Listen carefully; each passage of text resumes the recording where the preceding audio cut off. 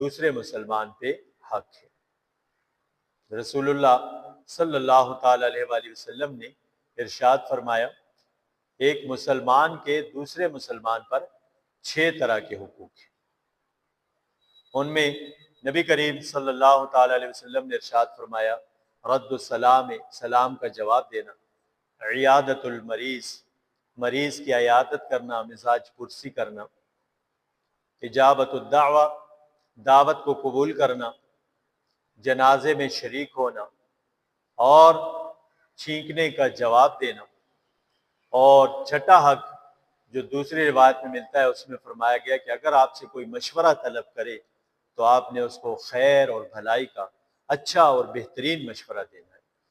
तो ये वो हुकूक हैं जो रसूलुल्लाह सल्लल्लाहु अलैहि वसल्लम ने फरमाया कि एक मुसलमान के दूसरे मुसलमान पर 6 तरह के हुकूक हैं।